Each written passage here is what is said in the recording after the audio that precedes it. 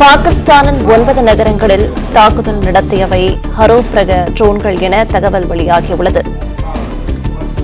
பாகிஸ்தானின் லாகூர், கராச்சி, ராவல்பிண்டி நகரங்களை நேற்று இரவு முதல் ஹரோப் ட்ரோன்கள் தாக்கி வருகின்றன. பாகிஸ்தானின் 9 நகரங்களில் தாக்குதல் நடத்தியவை ஹரோப் ரக ட்ரோன்கள் என்ற தகவல் வெளியாகியுள்ளது. ஹரோப் ட்ரோன்கள் இலக்கை தேடிச் சென்று விழுந்து வெடித்துச் சிதறும் தற்கொலை ஹரோப் ட்ரோன்கள் இலக்கை தேடிச் சென்று விழுந்து வெடித்துச் சிதறும் தற்கொலைப்படை வகையைச் சேர்ந்தவை. 200 கிலோமீட்டர் தொலைவில் உள்ள இலக்குகளை தேடிச் சென்று அழிக்கும் வல்லமை ஹரோப் ட்ரோன்களுக்கு உண்டு. பாகிஸ்தானின் 9 நகரங்களில் தாக்குதல் நடத்தியவை ஹரோப் ரக ட்ரோன்கள் என்ற தகவல் வெளியாகியுள்ளது.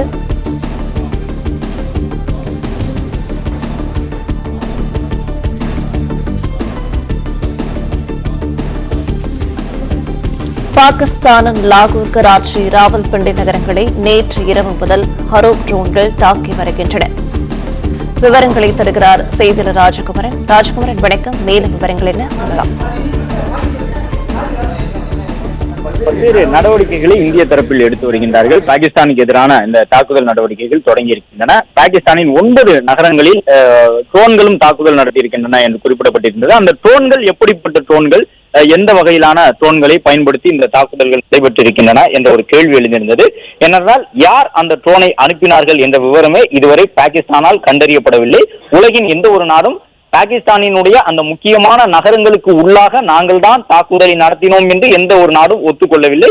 எனவே அந்த தாக்குதலை யார் நடத்தியிருப்பார்கள் என்ற ஒரு மிகப்பெரிய கேள்வி எழுந்திருந்தது. இந்த நிலையில்தான் அந்த ட்ரோன் தொடர்பான ஒரு சில புதிய தகவல்கள் தற்போது கிடைத்திருக்கின்றன. அதன்படி இந்த ட்ரோன்களை பொறுத்தவரை பாகிஸ்தானினுடைய லாகூர் நகரில் இன்று காலை ட்ரோன் தாக்குதல் நடத்தப்பட்டிருந்தது. அந்த ட்ரோன் தாக்குதலில் ஈடுபட்ட ட்ரோன்கள் எந்த வகையிலான ட்ரோன்கள் என்ற தகவலும் கிடைத்திருக்கின்றன. ஹரோப் ட்ரோன்கள் என்று சொல்லப்படக்கூடிய அந்த ட்ரோன்கள் தான் பாகிஸ்தானில் இருக்கக்கூடிய 9 முக்கிய நகரங்களிலும் தாக்குதல் நடத்தியிருக்கின்றன. அந்த ஹரோப் ட்ரோன்களை பொறுத்தவரை தேடி சென்று தாக்க வல்லவை என்று சொல்லி இருக்கின்றார்கள். 200 கிலோமீட்டர் தொலைவில் உள்ள இலக்குகளை தேடி சென்று அழிக்கக்கூடிய வல்லமை படைத்தவை ஹரோப் ட்ரோன்களுக்கு உண்டு என்று குறிப்பிட்டிருக்கின்றார்கள். இந்த ஹரோப் ட்ரோன்களால் இடை நிற்காமல் 6 மணி நேரம் வானத்திலேயே வட்டம் அடித்து தன்னுடைய இலக்கை தேடி கண்டறிந்து இலக்கின் மீது விழுந்து வெடித்து சிதறி அதை அழிக்கக்கூடிய திறமை உண்டு என்றும் சொல்லி இருக்கின்றார்கள். தற்கொலைப்படை வகையை சார்ந்த ஒரு வகையான ட்ரோன், அதாவது தன்னுடைய இலக்கை தேடி கண்டுபிடித்து அந்த இலக்கின் மீது வெடித்து சிதறி தன்னைத்தானே அழித்து இலக்கையும் தரைமட்டமாக்கக்கூடிய வல்லமை படைத்த இஸ்ரேல் தயாரிப்பான ஹரோப் ட்ரோன்கள் தான் பாகிஸ்தானிலே நேற்று நள்ளிரவு முதல் இன்று காலை வரை அந்த தாக்குதலில் ஈடுபட்டிருக்கின்றன என்ற தகவல் கிடைத்திருக்கின்றது. ஏனென்றால் ஒரு சில ட்ரோன்களை பொறுத்தவரை அது இலக்கின் மீது ஏந்தி செல்லக்கூடிய அந்த எரிகணைகளை, ஆயுதங்களை வீசிவிட்டு மீண்டும் தன்னுடைய நிலைக்கு திரும்பிவிடும். அதுபோன்ற ட்ரோன்கள் தான் பெரிய அளவில் பயன்படுத்தப்படும். ஆனால் இஸ்ரேல் தயாரிப்பான இந்த ஹரோப் ட்ரோன்கள் என்பவை தற்கொலைப்படை வகையை சார்ந்தவை. அது இலக்கின் மீது விழுந்து தன்னை அழித்து கொண்டு அந்த இலக்கையும் அழித்துவிடும். அந்த அளவு திறமை வாய்ந்த இந்த வகையிலான ஹரோப் ட்ரோன்களை பொறுத்தவரை 6 மணி நேரம் வானத்தில் வட்டம் அடிக்கக்கூடிய திறமை உண்டு. 200 கிலோமீட்டர் தொலைவில் உள்ள இலக்குகளை அது தேடி சென்று அழிக்கக்கூடிய வல்லமை உண்டு. இஸ்ரேல் தயாரிப்பான ஹரோப் ட்ரோன்கள் தான் நேற்றைய தினம் தாக்குதலில் ஈடுபட்டிருக்கின்றன. அந்த ஹரோப் ட்ரோன்களை ராடார்களால் கண்டுபிடிக்க முடியாது என்ற தகவலும் கிடைக்கப்பட்டிருக்கின்றது.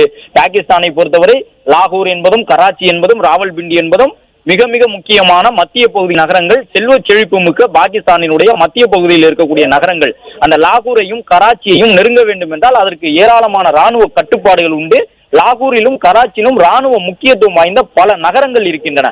அப்படி இருக்கும் பொழுது இந்த லாகூர், கராச்சி வான்பரப்பு எந்த அளவு பாதுகாக்கப்படும் என்ற தகவலை அனைவருமே தெரிந்து கொள்ள முடியும். எனவே லாகூருக்குள்ளும் கராச்சிக்குள்ளும் ராவல்பிண்டிக்குள்ளும் ஊடுருவி ஒரு ட்ரோன் தாக்குதல் நடத்தி இருக்கின்றது என்றால் அந்த ட்ரோன் ராடாரால் கண்காணிக்க முடியாத ஒரு ட்ரோனாகத்தான் இருக்கும் என்று சொல்லப்பட்டது. அதற்கு ஏற்ப இந்த வகையிலான இஸ்ரேல் தயாரிப்பு ஹரோப் ட்ரோன்களை ராடார்களால் கண்டுபிடிக்க முடியாது என்ற தகவல் கிடைத்திருக்கின்றது. மேலும் 200 கிலோமீட்டர் தொலைவில் உள்ள இலக்குகளை தேடி சென்று அழிக்கக்கூடிய வல்லமை அந்த ஹரோப் ட்ரோன்களுக்கு உண்டு. 6 மணி நேரம் அதனால் வானத்தில் பறக்க முடியும்.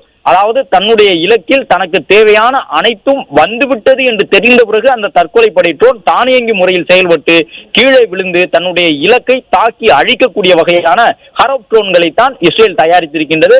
அந்த இஸ்ரேலிய தயாரிப்பு ட்ரோன்கள் பாகிஸ்தானினுடைய வான் எல்லைக்குள்ளே எப்படி ஊடுருவின, அந்த ட்ரோன்களை எப்படி பாகிஸ்தான் நாடு கண்டுகொள்ளாமல் விட்டுவிட்டது, இந்த தாக்குதலை முழு அளவில் நடைபெற்று முடியும் வரை பாகிஸ்தானால் வேடிக்கை மட்டும்தான் பார்க்க முடிந்தது. இந்த 12 ட்ரோன்களும் ஒரே நேரத்தில் ஒரு சில பகுதிகளில் விழுந்து வெடிக்கவில்லை.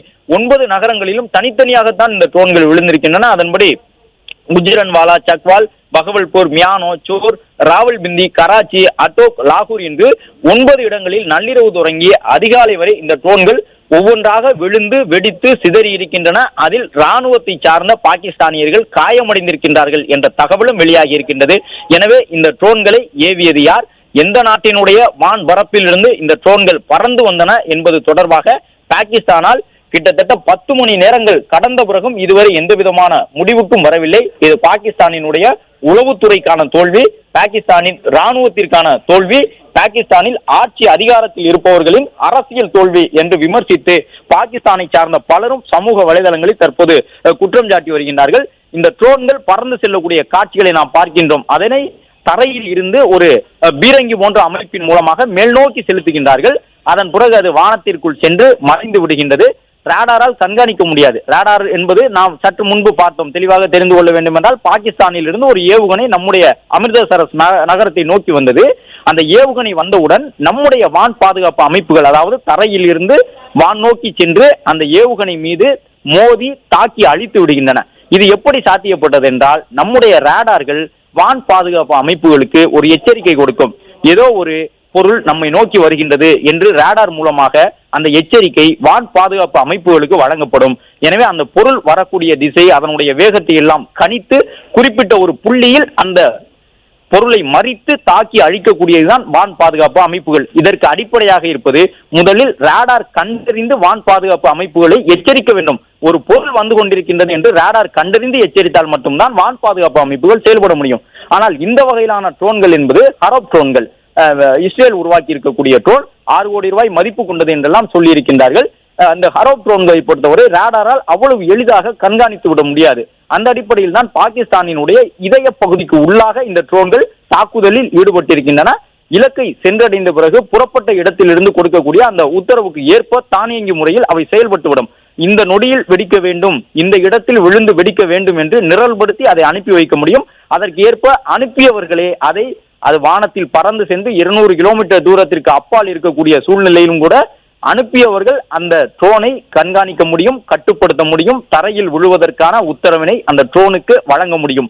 அந்த அடிப்படையில் தான் பாகிஸ்தானில் இருக்கக்கூடிய லாகூர், கராச்சி, ராவல்பிண்டி உட்பட முக்கியமான 9 நகரங்களிலும் இந்த ட்ரோன்கள் விழுந்து ஒரு பெரிய தாக்குதலை ஏற்படுத்தி இருக்கின்றன.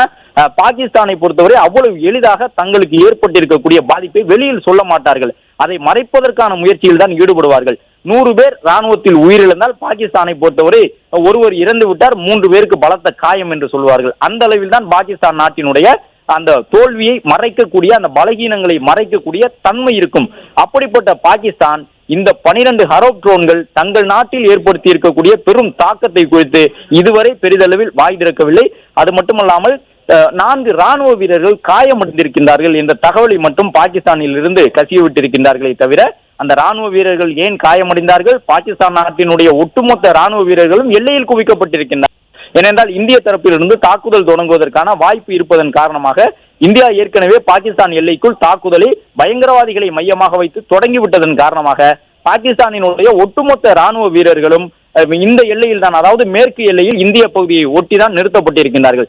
அப்படி இருக்கும் பொழுது இந்த நகரங்களுக்கு உள்ளாக ராணுவ வீரர்கள் எப்படி இருந்தார்கள், அவர்கள் பணிக்கு செல்லாமல் அந்த பகுதியில் ஏன் தங்க வைக்கப்பட்டிருந்தார்கள் என்பது போன்ற கேள்விகள் எல்லாம் எழுகின்றன. இதன் காரணமாகவே பாகிஸ்தான் ஏதோ ஒரு பெரிய உண்மையை மறைத்து கொண்டிருக்கின்றது. இந்த ட்ரோன்கள் மூலமாக பாகிஸ்தானுக்குள் மிகப்பெரிய சேதாரம் ஏற்பட்டிருக்கின்றது. அந்த சேதாரம் என்பது உயிரிழப்பாகத்தான் இருக்க வேண்டும் என்று இல்லை. அந்த நாட்டினுடைய முக்கியமான ஏவுகணைகள் உள்ளிட்டவை எல்லாம் பாதுகாக்கப்படக்கூடிய இடமாக கராச்சி எல்லாம் இருக்கும். கடந்த காலங்களில் இந்தியா கராச்சியை மையமாக வைத்து கடற்படை தாக்குதலை மேற்கொண்டதற்கு காரணம் அதுதான். இந்த சூழ்நிலையில் தான் இந்த தாக்குதல் நடந்துள்ளது. பிளே ஸ்டோர் மற்றும் ஆப் ஸ்டோரில் இருந்து பாலிமர் செயலியை QR கோடு மூலம் பதிவிறக்கம் செய்யுங்கள். செய்திகளை உடனுக்குடன் பெறுங்கள்.